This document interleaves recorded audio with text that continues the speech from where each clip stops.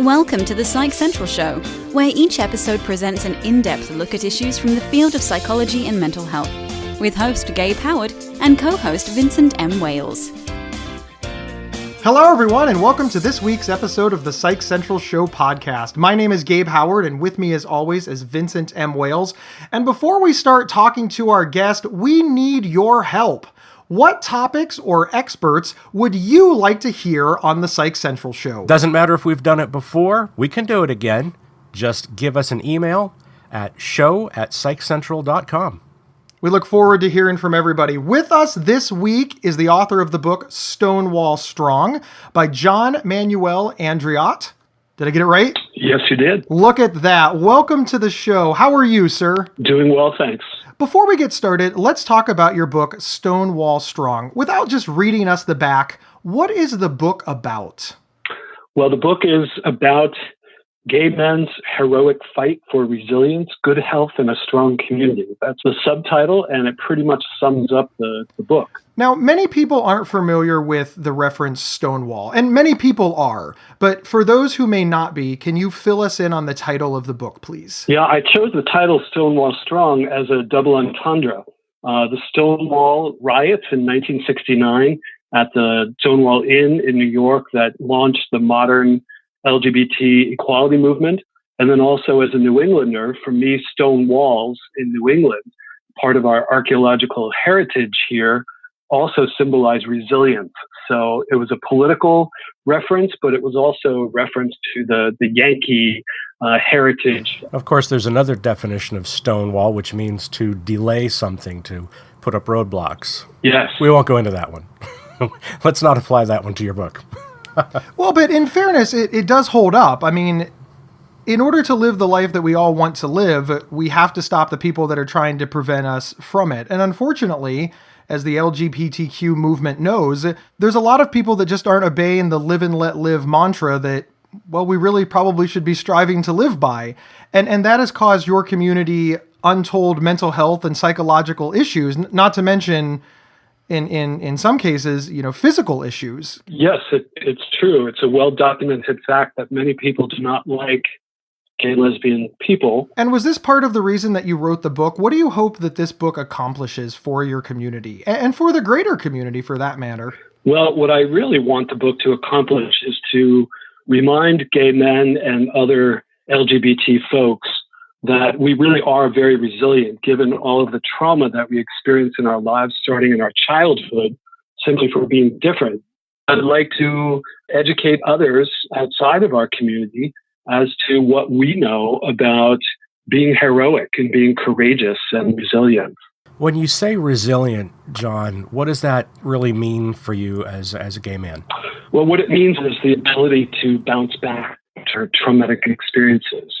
If you think of a willow tree that bends in the wind and in the rain, rather than an oak tree, which kind of stands firmly in place, that when we are able to approach the winds and rains of our lives with resilience, it means that they bend us, but they don't break us, because we're able to bounce back. It doesn't always happen instantly. In fact, it rarely happens instantly. But over time, we have the ability to reframe the meaning and significance of our traumatic experiences in a way that they don't define us. We don't let them mean that we're weak, that we are victims, but that we are strong and that we bounce back from difficult experiences. I think that bouncing back from difficult experiences is something that is relatable to everyone. Mm-hmm. Well, certainly not the same as your movement. All movements have sort of cropped up because of some sort of external force pushing down on people who are just trying to get by. The question that I have for you is, if somebody is not a member of the LGBT community, is this a good read for them, or is it really just meant for your community? No, it's not just meant for my community at all, which is a reason why Rowman and Littlefield, a mainstream book publisher, chose to publish the book. What I've been able to do is take the experiences of gay men, and I focused on gay men in particular, and present them, showcase stories of nearly 100 individuals, as well as my story, which comprises the first 10 chapters of the book, first part of the 4-part book, in a way that really kind of pulls the lessons in resilience out for others to see. Many gay men and LGBT folks also aren't really aware until it's brought to their attention that they really are courageous, that they really are resilient, and they have to be in order to survive to adulthood. It's also a book for non-LGBT people because, in my view, and the reason I've reported on LGBT issues and HIV/AIDS for over 30 years, is because I've always believed that our stories are as legitimate and interesting and valuable as any other story of any other human being. Can you give us some background on your story? Yeah, well, the book pivots off of my 2005 HIV diagnosis. At that point, I was living in Washington, D.C. I was a reporter writing on health and medical issues for the Washington Post and others, and had been reporting on HIV/AIDS for 20 years as an HIV negative gay man. That was significant because I was HIV negative while I was witnessing the death and serious illness of so many of my friends, of people in my community, and watching the issue, political and medical, of AIDS explode across the world. So the book opens with kind of a repurposed version of my 2006 HIV coming out story, as I call it, for the Washington Post. And then I go into my background, looking at the things in my life that brought me to that moment, not just the traumas in my life that brought me to this supremely traumatic experience of a serious medical diagnosis, but beyond that, the things that had given me the ability to believe that in the face of this trauma, I would survive, that somehow I would pull through and I would be okay. And so I didn't want to dwell only on the traumas that had led to this moment of diagnosis, but I was more interested in pulling from my experience what it was that led me to become a resilient man and why I could feel fairly confident that somehow I would be able to meet this huge challenge. So that's kind of the springboard, the first part of the book. And then from there, I look at what I call the heroic legacy. I look at historic moments of the LGBT movement over the last century, and I frame them as experiences of resilience. So rather than looking at the usual way of how we've been victimized by society, I look instead at how we've survived and how we've managed to thrive in spite of the trauma inflicted upon us. And then in the rest of the book, I look at stories of men, all sorts of men. I mean, from a famous drag queen in Washington, Ella Fitzgerald, Donnell Robinson, up to Bishop Eugene Robinson, the first openly gay bishop of the Episcopal Church. So there's really a range of people whose stories I share in the book. But again, I look at their stories framed through the lens of resilience and how they were able to meet really severe challenges in their own lives. When I look back on my own life, I too want to, take the traumatic things that happened to me and repurpose them, for lack of a better word, as moments where Gabe survived. But I know, speaking just for myself, that's so hard. When I was fired from my job, I did get another job and my career is doing great. And, now I'm a speaker, and it did turn out okay. But still, even sitting here, I have a hard time looking at that moment and not seeing it as a negative, as a trauma. I'd like to pat myself on the back because I got through it, but in actuality, I'm still very angry that I was tossed aside. What's interesting to me is how you've been able to do that. Can you talk about how you did it? Because if I were you, I would just be angry. And you're not, which is encouraging and interesting for somebody like me. It really comes down to how we frame our story. literally the words and the language that we use in telling our story to ourselves, in our self-talk, in our own minds. And if we say to ourselves, gee, I really am a victim. Life's unfair. Things have really been bad for me and everything is against me. Well, I think if we have that mindset, then it's a recipe for depression and feeling defeated and feeling very negative and angry. But if instead we tell ourselves, wow, look at these really challenging experiences that I survived and I'm still here. I always think of Shirley MacLaine singing, I'm still here. I've been kicked around and have had really difficult challenges in my life, but I've managed to pull myself up and carry on. And how did I do that? It's sort of teasing out lessons in how to live with a more resilient attitude that is kind of the root of my Psychology Today blog, which is also called Stonewall Strong. Would you say, though, that approaching your life with that kind of an attitude, is that like looking at life through rose-colored glasses? Is it really healthy, or is it unrealistic in some ways? No, it's not rose-colored glasses at all. I would say it's quite the opposite. It's looking at it through glasses that see clearly, but that use literally different words and language. And as a writer, I guess, I sort of focus on the words and language in the stories that we tell, because how we think about something really determines how we feel about it. And the message we give ourselves really determines our attitude.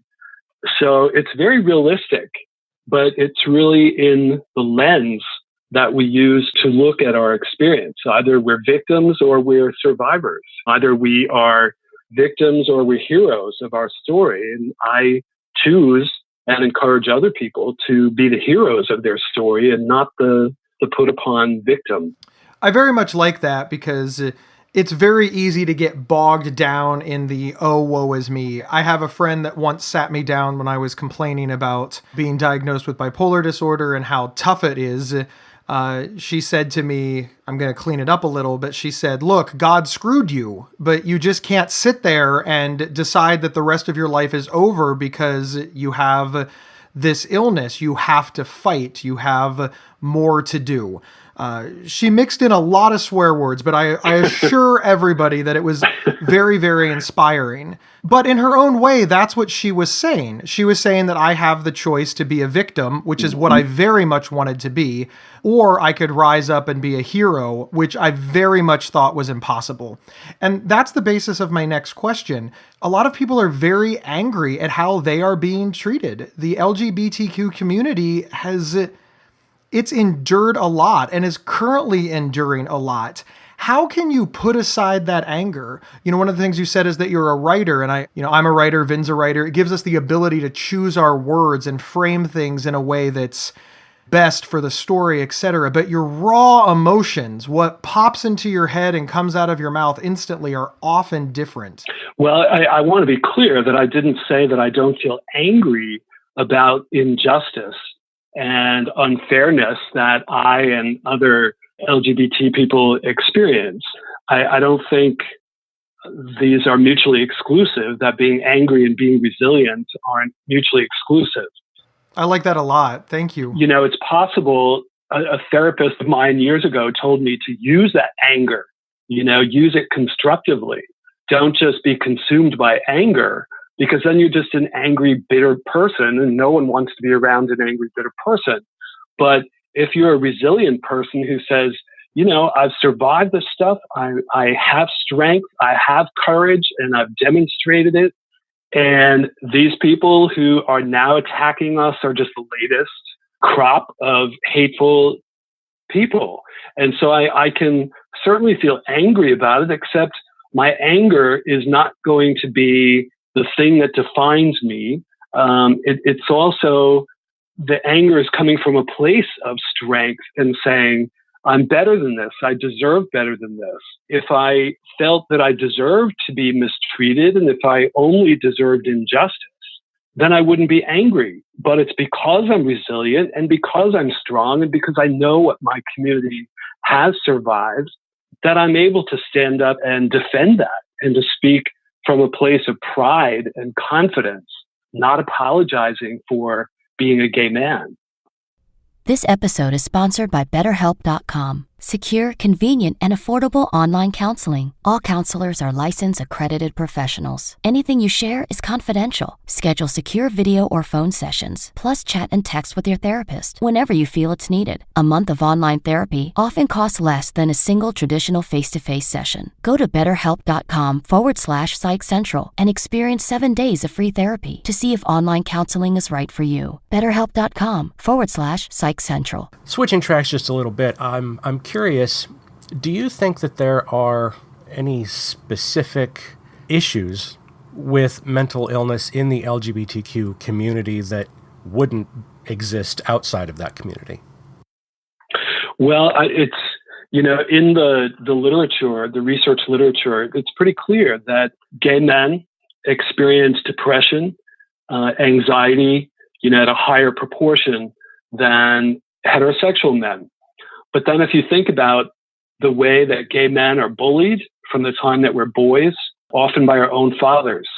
So from the time that we're little kids, we're given messages that there's something wrong with us because we're different, because gay men don't tend to be violent, don't tend to be aggressive in the ways that are encouraged among boys generally. And so it's not a surprise at all that there are higher rates of mental illness, mental challenges among gay men. What's really surprising, and this is something that actually is one of the things that got me interested in writing Stonewall Strong, is that also in the research, particularly the research of Dr. Ron Stahl at the University of Pittsburgh, what he found, the real surprise is not the disproportionate rate of mental illness among gay men, but the high proportion of resilience. The fact that we do experience so much trauma, and yet the percentage of men who act out in ways that are harmful to themselves relative to the rate of mental illness, especially depression, anxiety, partner violence, childhood sexual abuse. I mean, it's shocking at Harvard, who find that half of gay men are sexually abused as children, and even higher rates among African American and Latino gay men. When you face such odds, the surprising thing is that any of us live to adulthood and that we manage to have successful lives and relationships with the odds stacked against us. That's the real surprise. I want to give the listeners a little behind the scenes of the Psych Central Show podcast for a moment. We have a lot of great guests, and choosing guests is always very, very difficult. And one of the ways that we do it is we get things called press kits and press packs, and they have questions that we can ask in bios and things like that. And, normally we look through them, and that's how we choose our questions. Your kit, John, has a question that I want to ask verbatim. I don't want to change it in any way. I'm going to ask it exactly how it is. Please don't just read your answer off the press kit. But I love this. And this doesn't happen very often, but I'm going to ask it right now. Okay. How do you manage to write about something as heavy as AIDS, as light as disco and dance music, as sweet and innocent as a children's book about a runaway cow, and now a book about gay men's resilience? That is a good question, and many people have asked me that. My answer is partly that I just have a voracious intellect. I love learning things and exploring things that pique my curiosity. The other part of it is that I've been able to write about something as serious and heavy as HIV/AIDS. And then the book I followed up, my AIDS history, Victory Deferred. The next book after that I wrote was called Hot Stuff, A Brief History of Disco. And people said, AIDS, disco. And of course, some people make the association that AIDS kind of emerged from the disco era, and they peg it on the disco scene. But I framed it in a whole different way. In the 70s, disco music really took off when it did because it was a really difficult and challenging decade. There were a lot of terrible things happening. I mean, Watergate, Vietnam, stagflation, double-digit inflation, gas lines, It was a really trying time, the American soul. And just as during the Great Depression, faster styles of jazz music became popular. It seems that people have a need when things are difficult, when times are hard, to just kind of cut loose and escape in dance and music. And so I understood that.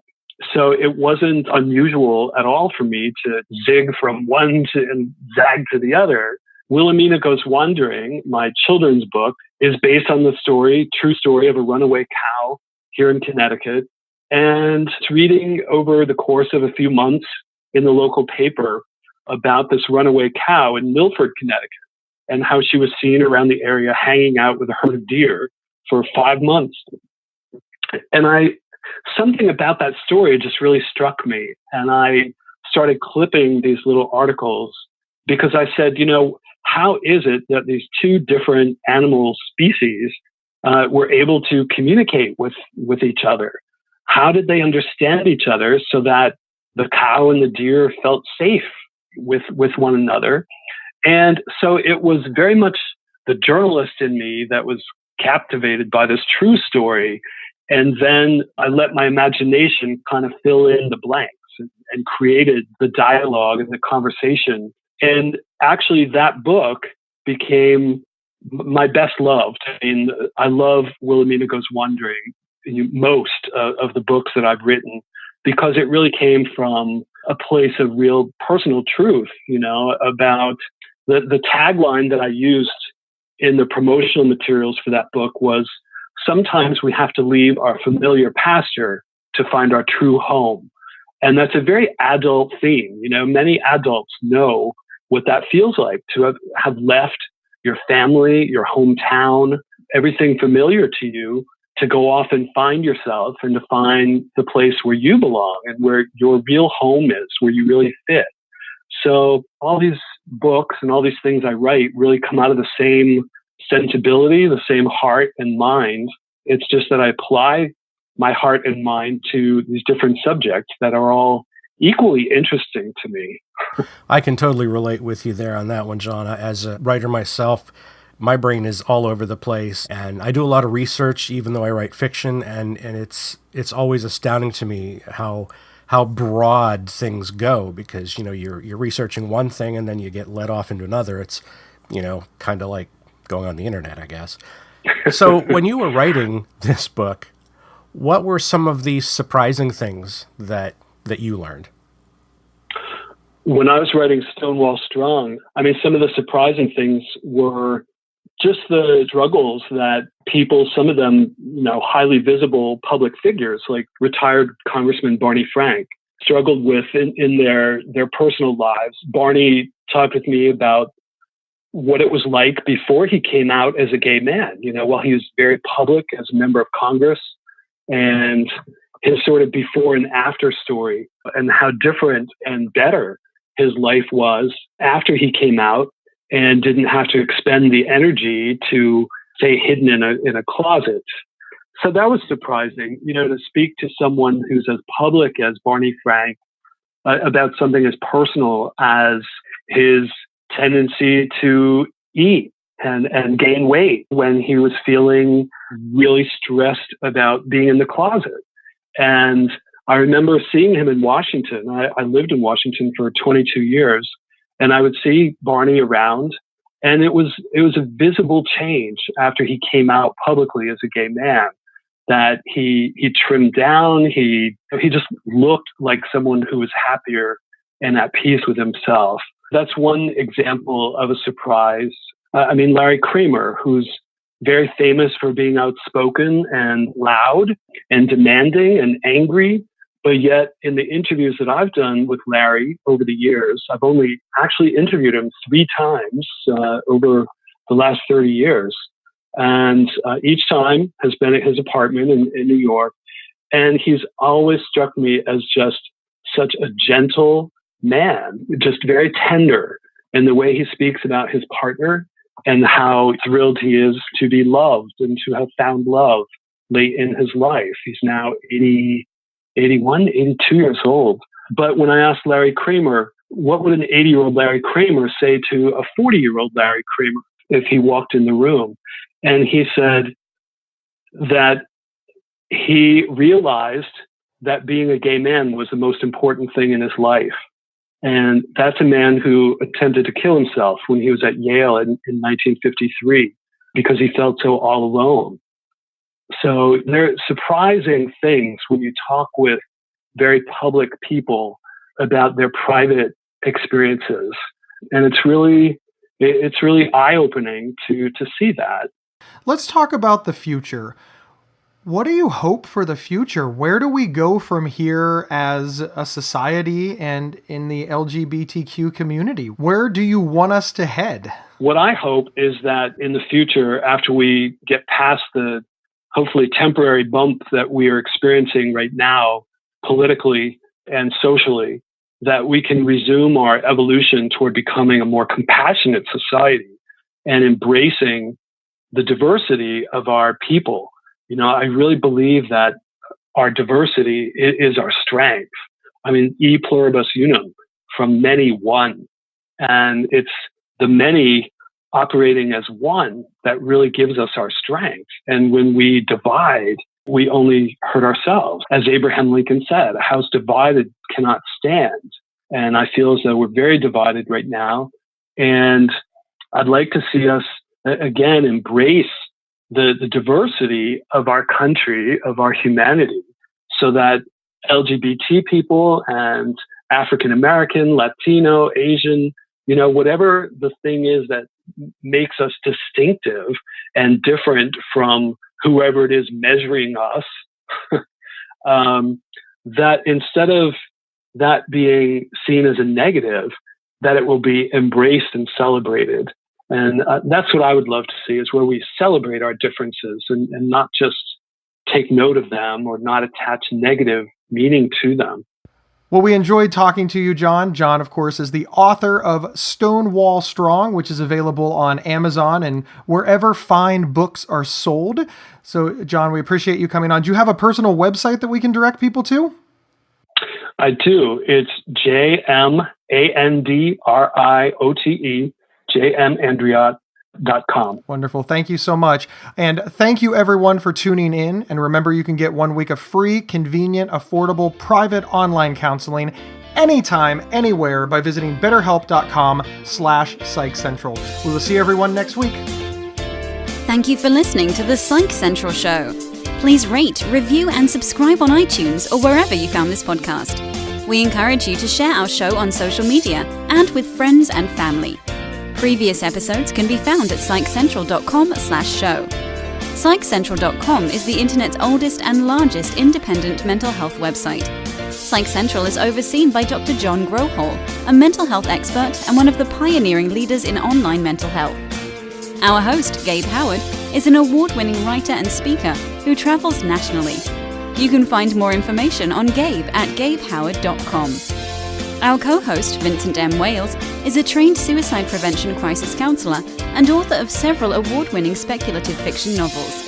You can learn more about Vincent at vincentmwales.com. If you have feedback about the show, please email talkback@psychcentral.com.